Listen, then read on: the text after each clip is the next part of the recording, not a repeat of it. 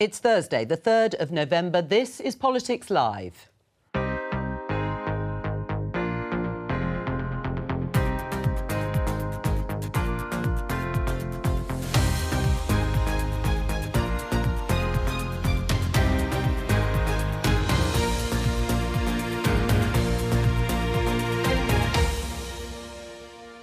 Joining me, we have Conservative MP Bob Seely, Liberal Democrat MP Wendy Chamberlain, journalist and New Statesman columnist Paul Mason, and The Sun on Sunday's political editor Kate Ferguson.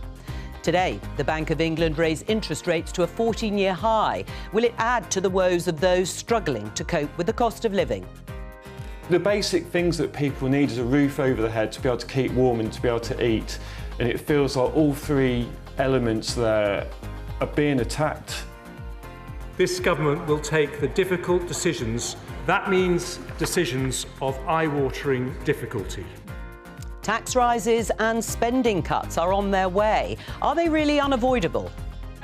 She's broken the ministerial code, lost control of a refugee centre and put our security at risk. Have the Home Office failed in response to the migrant crisis, Home Secretary? The Home Secretary under fire as council leaders, the courts and even the Albanian Prime Minister all pile on the pressure. We'll hear this council leader's concerns about the pressure they are under from Channel migrants. This was just a drill, but what is the risk that Russia uses nuclear weapons in Ukraine?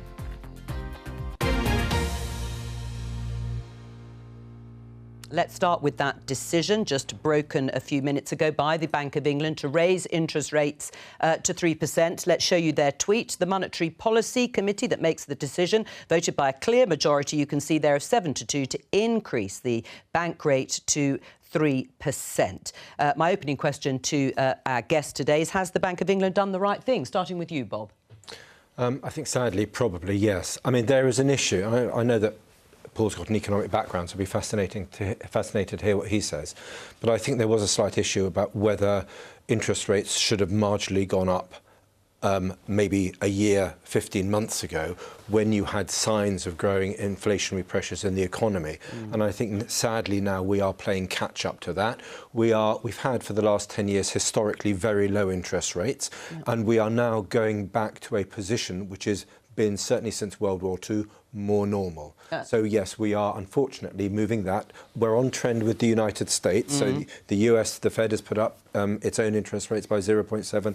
We are now, sadly, doing the same. Do you agree, Wendy, that it's time for interest rates to go up? Bob says sadly, but that it was necessary and they are going up at the right sort of pace and level? Well, there's two things I'd take issue with in terms of what Bob said. One, in terms of this is where we should be after a decade of very low interest rates. But I think what it's really important to remember is it's not just about the low interest rates, it's about the proportion that people are paying in relation to their mortgages. So even this increase is really quite devastating for some families. And second of all, in some ways, this increase was priced in as a direct result of the mini-budget a few weeks ago. Mortgage providers have already increased their rates. So in some ways, this is the Bank of England catching up on Liz Truss's economic mismanagement. Yes, although we are hearing reports that they perhaps won't hike them again as a result of what you are calling the Truss and Kwarteng premium.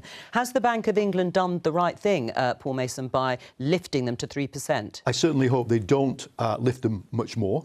And I'm not going to criticise the Bank of England for sticking to its remit. The point I would make is that the tools and institutions we have to manage inflation are not adequate anymore. We're running a wartime economy with most of the inflation being, I mean, metaphorically, a wartime economy. Most of this inflation is thrown at us in the form of energy price hikes that are completely artificial by Russia, and food price hikes. And whatever the bank does doesn't stop that. Well, then why are you saying they need to go up then? No, I'm saying that the remit tells them to put it up. What the raise will do, it will slow down economic growth. We'll get a deeper and longer recession. And so, having done it, however, as Bob says, and as other people have said, there's also an external pressure, because the more the United States puts its interest rates up, the more the UK has to do it to avoid the pound tumbling. So we're in this kind of 3D chess game, and rates and the bank remit are only one part of it. We need a more sophisticated policy to get inflation down. Have they done the right thing, Kate? Well, I should caveat this by saying I'm not an economist, but my understanding is this rate was pretty inevitable because inflation running so hot. The biggest concern among my readers is going to be their mortgages. Can they afford that? What help might they get on that? And that's our concern as a paper. Let's have a look at some of the blame that's being handed about. I'm going to come to you, Bob, to answer this. John Redwood, your colleague, supporter of Liz Truss and Kwasi Kwarteng in terms of their budget, mini-budget at the time. The Bank of England failed to keep inflation down. It kept interest rates too low for too long, creating too much money. Today, it should put rates up to the level needed to bring it down, whatever that is. They should not keep raising rates so they are too high, creating a recession. Is the Bank of England to blame? You hinted at it when you said they could have done it earlier. Are you blaming them like John Redwood? No, am I pointing the finger and saying it's the Bank of England's problem? No, this is a wicked problem. And we've had huge amounts of money pumped into the economy for COVID. So we printed money, and maybe we haven't thought about some of the consequences of that. The Russia war, you know, some of us were warning about that, but its scale and nature certainly has taken us all by surprise. And that has created a significant inflationary shock in energy prices within Europe, and we are therefore affected, even though we're not very dependent on Russian energy. The one thing I would say, just on the positive notes, and I think Rishi's going to be a great Prime Minister and Jeremy a great Chancellor. I want them not only to say it's stark and it's bad, but we also need to... Well, they've said that. Well, we also need to talk in terms of hope and the fact that we are going to get in place stuff so we can, you know, we've got something to look forward to in the next couple of years. All right. Well, so we've got to do supply side, but just on the prices, because it's important.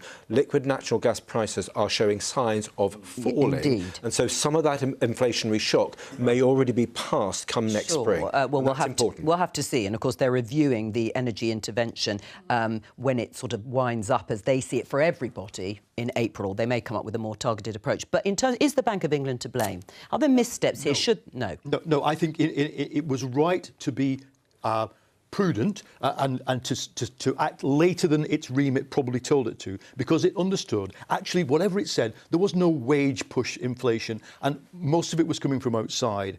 What I would bring you back to, though, is you can't solve this problem with monetary policy alone.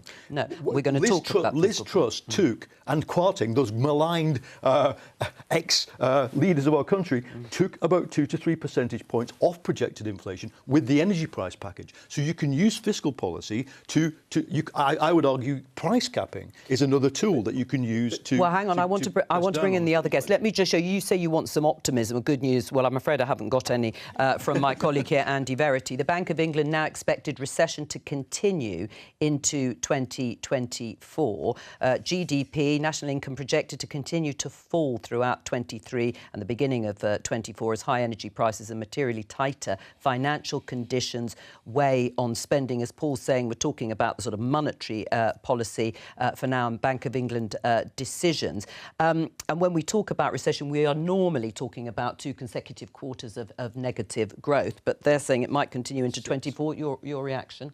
Well, I think this is, sadly, seems very inevitable. And I think what Paul was saying in terms of the energy price guarantee, you know, the energy price cap, the Liberal Democrats wanted to see us actually not move before October the 1st. But I understand that the government are looking at it again, but it feels like they're looking at lots of things again. Rishi Sunak is now reviewing all his leadership policies from over the summer. And what that creates, despite best intentions, is uncertainty. And so there's a real concern for me that people on the back of today's announcement will be looking at their finances, will be looking at the energy costs and feeling that they've got limited ways out of that. Well, I will, because I've got to get to what Rishi Sunak said yesterday. Of course, that statement coming on November the 17th. Something you said, Kate, about readers obviously being worried about hikes in mortgages. Rishi Sunak, Prime Minister, was asked about this yesterday in PMQs, and this was his response. Well, Mr. Speaker, my honourable friend is absolutely right to raise mortgage payments. It's why it is absolutely crucial that we put our public finances on a sustainable footing to limit the increase in interest rates, because ultimately that is what puts pressure on people's mortgage payments. That's what this government is determined to do.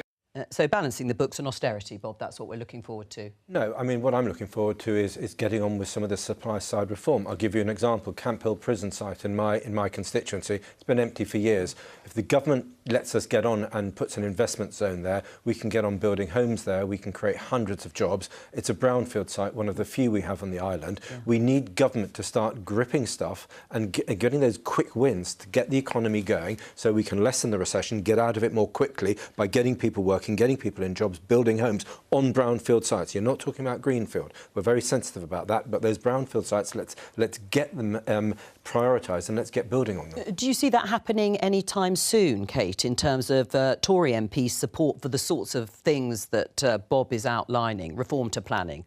I would agree with Bob. We should build more stuff. Sunday, always in favour of building more stuff. Is that easy in this Parliament? Rishi Sunak has a theoretical majority of 80. The reality is he barely has a majority at all because they're so factious. So the danger is that Bob is right. You lose the growth agenda by just trying to put one step in front of the other over the next 2 years. But I think when we talk about interest rates, mortgage, the thing that we're losing sight of sometimes is the reality for people. We're going into a huge, deep recession. People might lose their homes. Mortgage rates are going up so much. Inflation's running sky high. And I think the crucial thing for this government is to try and lessen the recession as much as possible, but provide some help for people and some vision for how we will get growth moving again so this recession isn't just endless. I mean, austerity is inevitable, isn't it, Paul? Because Labour is also signed up to balancing the books one way or another. The public finances of this country are not in crisis. I mean, literally, we have a debt to GDP rate of 100%. That's highly sustainable. It's not ideal, but 20% worth of that comes from COVID. It's highly sustainable by all measures. The question, the debate I would want the Conservative backbenchers and indeed frontbenchers to be having is, first of all, can we extend the time over which we want the debt to GDP to be falling?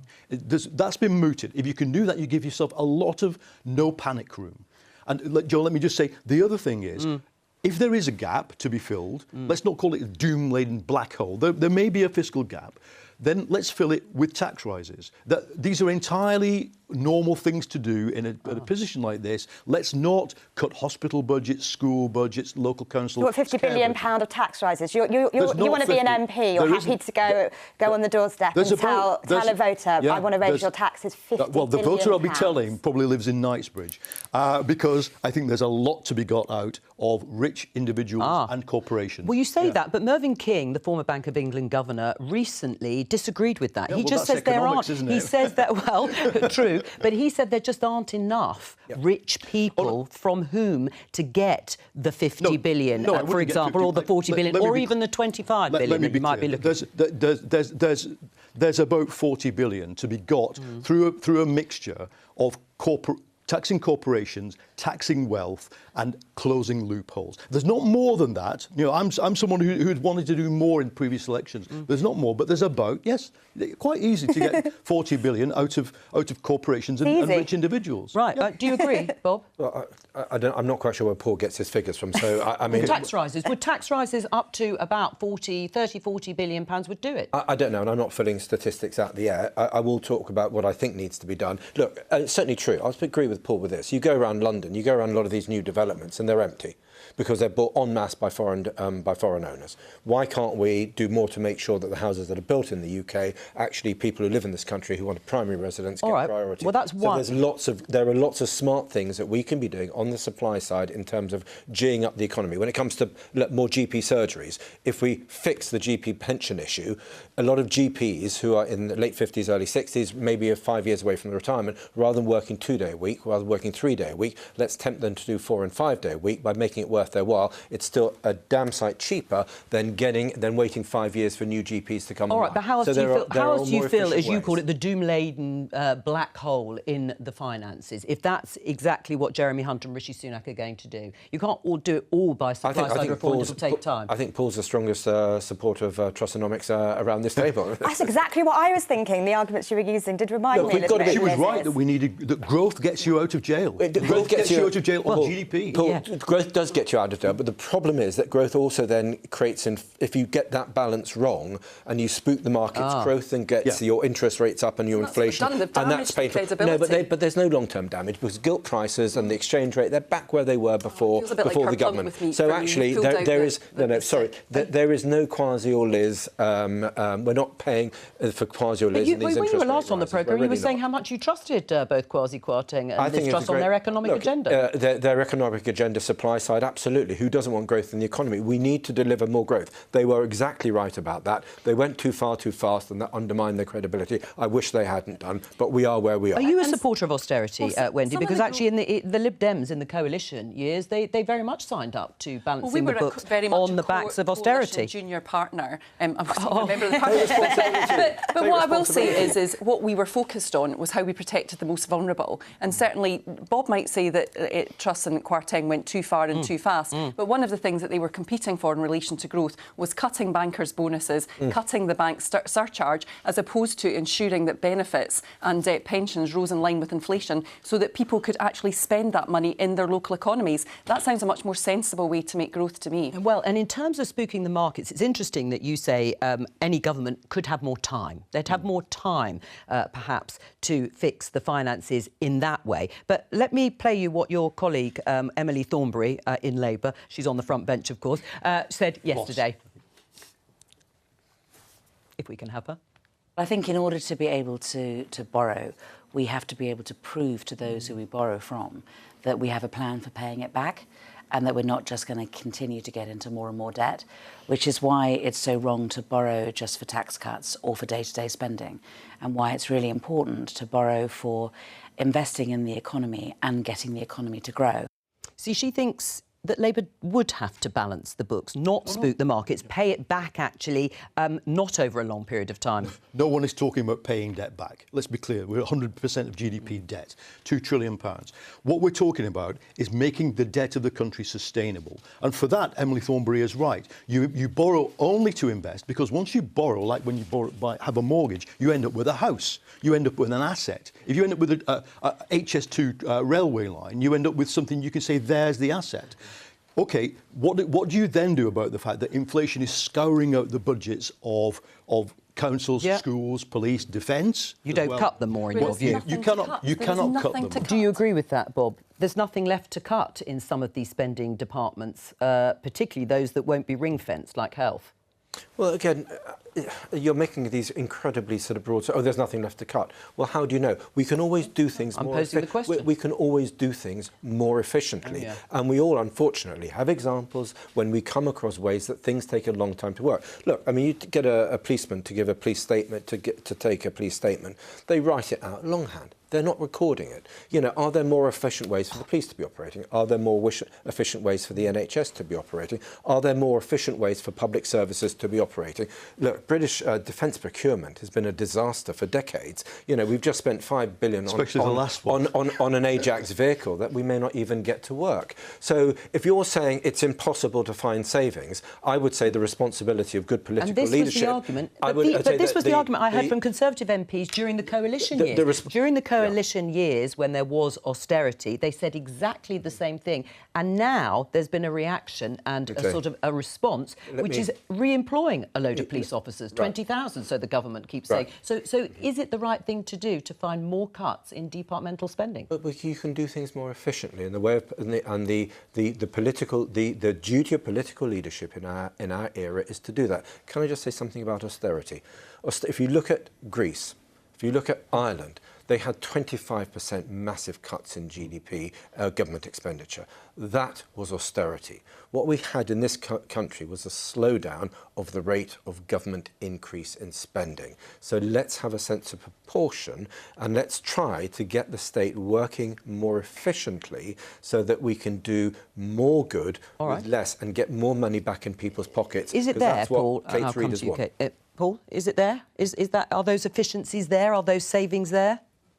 Not enough. And some of them are self-defeating. If you look at the Institute for Government, which did an excellent report this week about what can you cut, it points out that, if you start cutting proactive children's services, preventive health stuff, then later down the line you just end up with more, more acute need, and it costs more. And that's a principle throughout the public services that we know, because for the last 8 of the last 12 years, we did have austerity. And what did it do? It produced something like 350,000 excess deaths. And you imagine the ill health and misery, to be honest, that went along with that. That costs money. So it's a false economy, I think, sometimes. There are always efficiency savings to be had, but they're not going to get us out of jail here. There are efficiency savings to be had, and whenever someone tells me there isn't, I do wonder how often they use public services. There are. Anyone that's been through the state school sector like me, NHS sector, you can see there is waste. However, there's a reality to it, whereas you've got to, people are telling us, economists are telling us, you've got to find £50 billion. Now, I think whatever side of the political spectrum you're on, you're sugarcoating it if you're telling normal families that that's not going to be painful. Now, if you're going to clobber them with £50 billion worth of tax hikes, well, what are they going to go home with at the end of the month? But spending cuts equally may well be painful. But there is a responsibility among all politicians and public servants to make sure you're using money efficiently, because I know when we take home our wages, we sure as hell make sure we use our money efficiently. Well, let's look at those tax hikes, and I'll come to you, Wendy. The tax hikes that you talked about, show us your homework. Where are those? Where's that money going to come from specifically in the tax hikes you're talking about? Funnily enough, the MP Richard Bergen, a great read it out yesterday on this programme. He did. Were you listening? I was listening. Look, let's give one example. About £3 billion from cancelling the non-dom status. About £2 to $3 billion from cancelling charitable status for private schools. It adds up. I think I've written in the New Statesman, if you had to reinstitute Rishi Sunak's recently cancelled hypothecated national insurance rise, that gets you about £15 billion. It's not great, and I would argue for alternatives to it. But if we have to do it, then let's do it for the sake of demonstrating fiscal credibility. But let's not cut the budgets of schools, hospitals, police and defence. When you hear that 9 in 10 schools are potentially facing the energy increases that they're having, and, I was reading an article about somebody whose mum and sister are both volunteering in the school. You might say, Kate, that there's some waste, but I'll tell you that in terms of waste, what I see is £4 billion in COVID fraud that I don't see any activity from the government in terms of trying to recover. And that's the challenge in terms of if we are expecting people to take the pain, we need to demonstrate to them across the political spectrum that we are up for tackling some of these inefficiencies. Very briefly, because we're going to move on. Disagree on COVID. Four ideas for saving people money. Firstly, if you want to save government tens of billions, you scrap the white elephant turkey, the turkophant, that is HS2. If you want to save people hundreds of pounds off their gas bills, you instigate British summertime so that you have an hour extra of daytime at the end of the day. You get people to turn down their boilers to more efficient boiler temperatures, and you have a minimum price for alcohol in supermarkets, so you encourage people to use pubs. Right. You do that, again, that's going to impact on I love the manifestos, that we're getting everyone's individual manifestos. Posted that, and it says you cannot cancel HS2 without it costing you more money, and that's the problem. All right. Then you cancel it as soon as it gets to All right. Birmingham. Well, we're going to move on. We're going to talk about Suella Braverman, the Home Secretary, and the issue of migration. Let me show you this headline in the Eye. Home Secretary, as you know, is facing pressure on multiple fronts over the state of the asylum system in the UK and the numbers of people crossing the Channel in small boats. Home Office is also now facing judicial review over treatment of migrants at Manston Immigration Centre in Kent. These are all issues of overcrowding and dreadful conditions for some of the people being kept there for far too long. Now, it's based on comments from the Immigration Minister, Robert Jenrick, last night. We've covered on this programme. There's been a lot of concern raised over the last couple of weeks about the conditions there. Meanwhile, chairs of 4 parliamentary committees have written a letter, you can see here, to the Home Secretary expressing deep concerns about what they call the dire conditions inside the Manston Asylum Processing Centre. And they also ask Suella Braverman to set out what policies the Home Office has in place to improve the conditions there and to reduce the number of people crossing the Channel and tackling the huge backlog of asylum claims. The Home Secretary has received another letter this time from council leaders in Kent. This sets out significant concerns about what's happening at Home Office sites in Kent, like Manston, and it also talks about the extreme pressure that public services in Kent are facing. Let's talk to one of the people behind that letter. Matt Borton is the Conservative leader of Tunbridge and Malling Borough Council in Kent. Why have you written this letter? Good afternoon, Joe. It's a really important. It's a really important letter for us to write because for a number of years now, Kent has borne the brunt of the issues that we faced in the Channel when people arrive in the country. And we feel, as council leaders across Kent, that this has now got to a point where the impact on our public services is unsustainable. And we really urge the Home Office to start treating this as a national issue, because at the moment it is taxpayers in Kent who are bearing the brunt of the increasing number of people who are coming across the Channel, and that is having a detrimental impact on public services in the county. We're just going to break in with some pictures here, Matt, of Suella Braverman, the Home Secretary, who is visiting. We can see her in the car there. Very poor weather, continuing rain. She's arriving at a processing centre there to look at the conditions. This is in Dover. What would you say to her if you met her?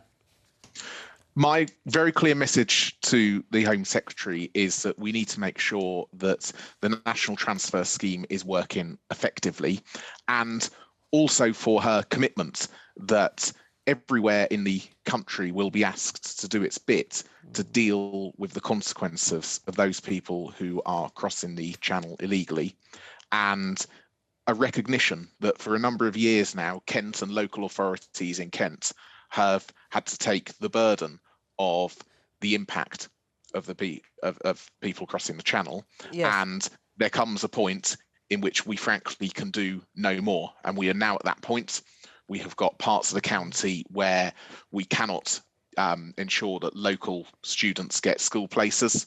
We've also got 20,000 people already living in the county who are on housing register waiting lists. Yes. And this is only adding to the burden as well. So this needs to be seen as a national solution and not a local solution, which I'm afraid the Home Office has considered it to be for far too long. But do you still have confidence in the Home Secretary to get I've got confidence that her visit today and the actions that the Immigration Minister took over the weekend have demonstrated that they recognise the scale of the problem at Dover and Manston. But we're not after visits, we're not after words, we're after clear actions.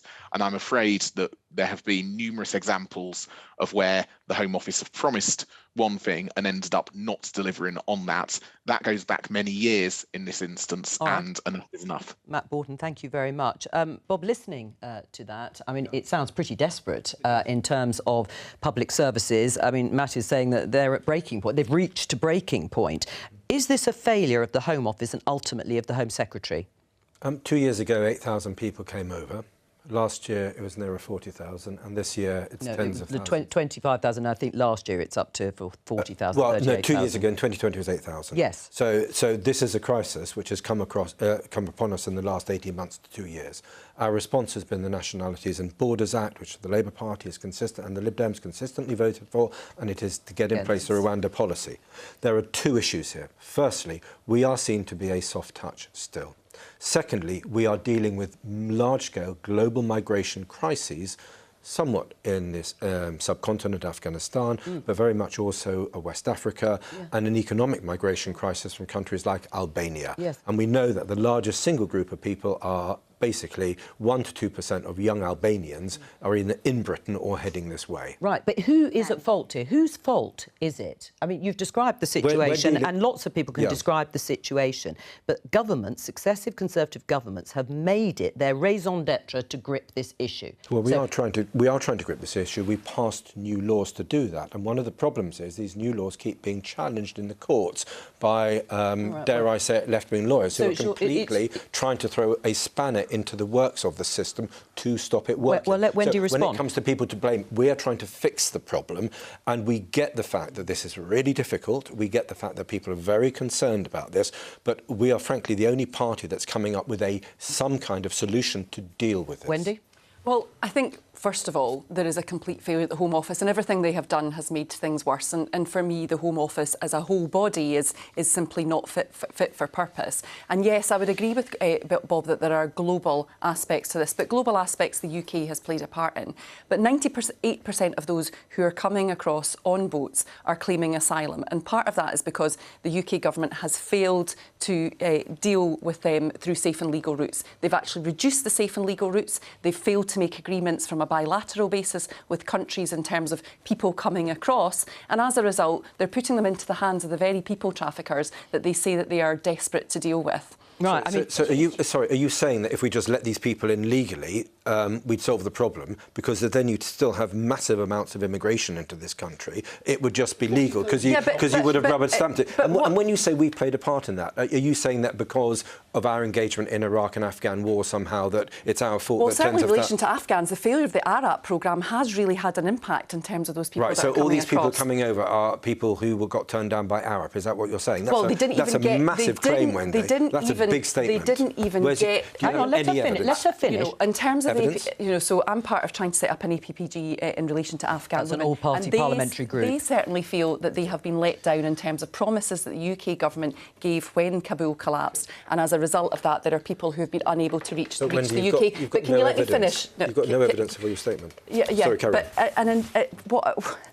What I would say as well is the vast majority of people are claiming asylum. So if the UK government want to make changes to the asylum processes, that is over and up to them, and that is not what they have done so far. They have failed to ensure that people can come across, make a claim and then stay. And the statistic yesterday was 4% of last year's claims have been processed. So the pressure that we're seeing on the system is because of failures in the system to process. And for those people who shouldn't be in the country and should be returned, they are not being returned. Hang on, Bob. I've got it because I want to bring in Paul, because Keir Starmer was accused by Rishi Sunak at Prime Minister's Questions in the way that Bob has just accused Wendy Chamberlain of not wanting to control our borders. And in response, the Labour leader said that no one on the Labour side of the argument wants to see open borders. Do you agree with that? Well, I certainly don't, and I don't know anybody with any influence who does, OK? But what we want to see is, and Wendy said it, safe legal routes. I think what I'd like to make the case to the Conservative side of politics is that safe legal routes is not a soft touch. It's part of the solution to the problem. If you think about it, I think it's 80%, from memory, of Afghans who arrive here get asylum. 90% of Iranians, for obvious reasons, get asylum. Weirdly, for some people who don't like them, 50% of these Albanian men that everybody's hating, they get asylum. Why? Because the world is a horrible place, as you as an ex-serviceman know. That's not being a soft touch. That's being a humane and legal government. Paul, to put it... Hang on, I'm going to let Kate and I'll come back to you, Bob. I'm unclear. That 50% of Albanian men that you say... Well, it's Albanians. Well, they're predominantly men, aren't they? Well, some of the most predominant... But I'm unclear. So you want us to set up a legal route straight from Albania to the UK that will funnel in, 1% of their male population to our country every year?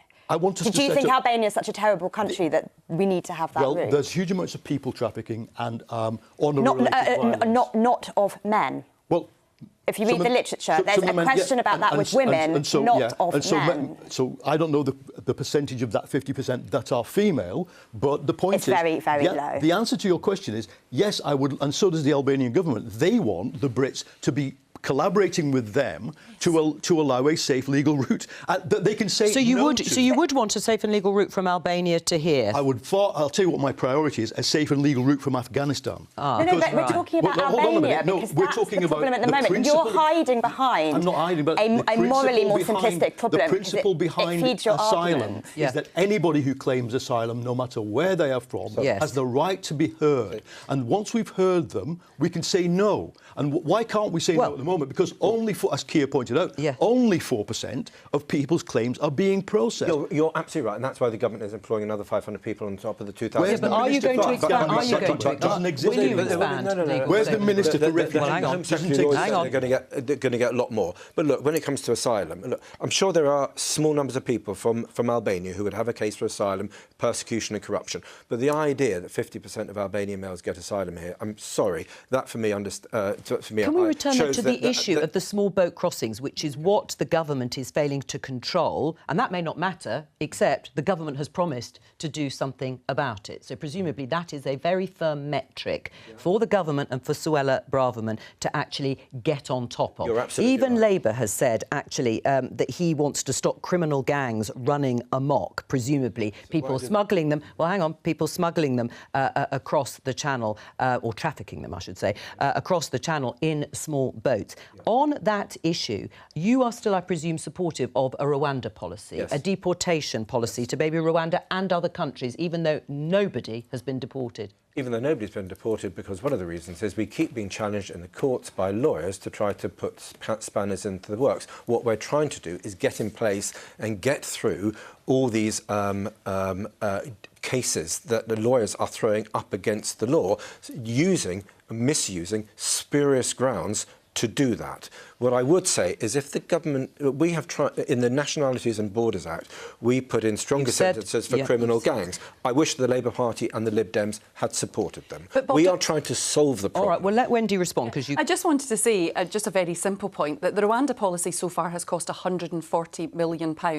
If we are in such crisis in terms of the processing that the government has admitted that we are, surely that £140 million would have been much better spent in ensuring that those processings are taking place more quickly. We're going to move on because we're going to talk about the war in Ukraine. Let me just show you this headline in the New York Times. Russian military leaders discussed use of nuclear weapons, according to two, I think, US officials. On the other hand, let me show you this headline in the Financial Times. Russia says highest priority is avoiding military clash between the nuclear powers.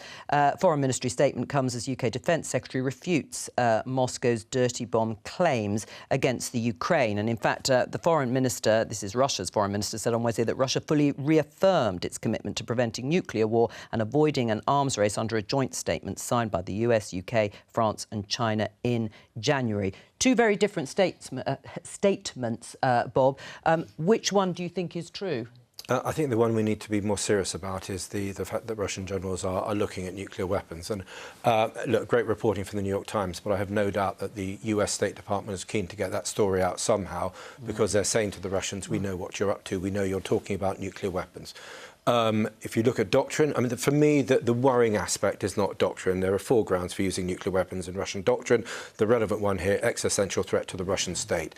What concerns me is that the language of the Russian leadership is that the loss of Ukraine out of Russia's sphere of influence is to them the existential threat. So they are using the language to justify weapons of mass destruction use, and they have been doing that now for months. And the Russian state signals, and what they're signalling is an increasing desperation. I don't know they're not bluffing. They may well be bluffing. We don't know. So we should assume they're not, to work back from that to try to influence their decision-making. Right. Well, I don't know how you do that. I mean, in terms of a negotiated settlement, it looks further away than ever.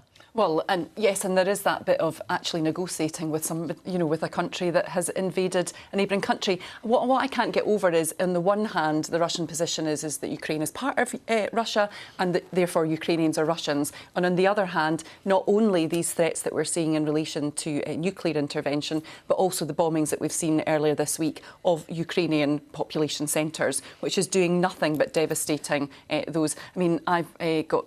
As all MPs have, constituents who are hosting Ukraine's. I visited with a number of them a few weeks ago. They are all working and contributing and enjoying being part of their local communities, but they are very clear that they want to go home when there is the opportunity to do so and to rebuild Ukraine. Do we need to worry, Paul and Kate, about pushing Putin too far?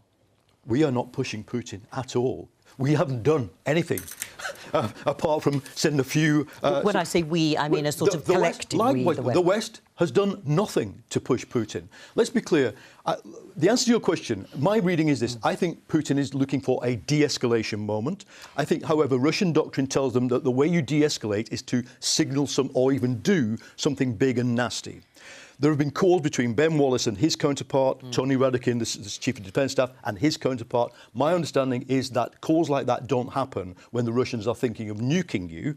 But simply as a member of civil society, not as any kind of politician, I would say I want our politicians to be sending the strongest message possible back to Putin that if you do this, it will have catastrophic consequences for you. And by that, I mean we will sink your navy and we will destroy every Russian vehicle on Ukrainian soil by conventional means, because we are not having it. We are not having international law broken in this way. All right, I'm just going to show pictures. Bob, you can come in. This is of a drill. The Russians say it's a sort of fairly regular annual drill, but obviously they're making a point with it as well. And you talked about, in fact, it was Wendy that talked about, they think Ukraine is Russian. They've got those 4 areas now that they've had those referendums, which they are saying are Russian. And if there was any sort of territorial breach, no doubt that could act as a sort of precursor for ratcheting up the war. Just on Paul's point, because it's a very important one, what he's talking about is the so-called theory of escalation management, or escalate to de-escalate. This is some Russian theorising in relatively obscure journals. The one thing I would say is that we need to be consistently very, very careful in our language. And the danger is that we effectively allow Putin to have a war directly with the West. So if they do use nuclear weapons and we strike back, and NATO forces, US forces, then strike back directly against Russia, that actually may be what Putin wants in order to justify the next stage. So I don't think we should be doing that, because if you are trying to avoid a nuclear war with somebody, you don't give them the escalation. What deterrent message would you send? I would take a list of things. You find all Putin's money abroad. You give the Ukrainians enough weaponry to escalate and drive out the Russians. You do much more to isolate the Russians in the developing world. So you do everything short of that direct war, because Putin's message to the Russian people for 15 years, but especially in the last 6 months, is that they are at war against the West. And this mobilization state was created years ago. We have to be careful of that. So in terms of what Bob said there, there's a lot of different things in there, but one of the things was there in terms of Russian money. The Golden Visas report that was commissioned by when Theresa May was Prime Minister, it's complete. Where is it? Why has it not been published? Why are we not discussing that? It's clear that there's still there's a lot still to be done from a UK perspective on some of those issues. Do you agree that sort of strategy would work better? The one what Bob's talking about is short of conventional head-to-head. I wouldn't bomb Russia, but we have the problem we have is we're flying blind in understanding the effect of our own messaging. It's quite possible that what you just said, go after the money, give the Ukrainians some weapons, could be interpreted in the Kremlin as a signal, go ahead and do it. And because you speak to the professionals better than more frequently than I would, that is the dilemma of every Western leadership, of judging what the deterrent message has to be. What I didn't say, and what I would rule out as a deterrent message, is that we will escalate in nuclear. No, for sure. I think we have to avoid that. We have to create an understanding in the political class that is not an option for us. What about public support and public support for ongoing assistance? A poll by Ipsos a few days ago indicated British public continue to support military assistance to Ukraine. Do you think there's a limit to that support? The danger is that we start coming up against that limit. Now, I think us as a paper, the whole country has been hugely supportive of Ukraine, and we want to stand strong and firm on that. But the danger is that as winter bites, as prices continue to escalate, as people feel a recession, that might wobble. And that is just a reality politicians may have to deal with, and they may have to make the case and argue that solidarity with Ukraine is more important than ever, and that's up to them politically. I would say this discussion between Bob and Paul, it gets to the heart of the quandary facing the entire West, right, which is, no, we're not going to go to war with Russia. Why not? Because we're NATO, they're Russia, we both have nuclear weapons. So what happens if Putin does what was maybe unthinkable not that long ago, which is use a quote-unquote tactical nuclear weapon in Ukraine? How can we respond? Now, my readers will be probably alarmed to think there was any more Russian money hidden here that we hadn't already got out of the country. Certainly, we fully support kicking that dirty money out, clamping down on them as much as possible. But there is a harsh reality, and it is one that is hard for us all to swallow, which is if Vladimir Putin goes nuclear, what can we do? I'm afraid I don't have an answer. No, and on that, I'm afraid no one else can offer one because that's all we have time for today. But thank you very much to all of my guests today. And Politics UK will be back tomorrow at 10 a.m. From all of us here, bye-bye.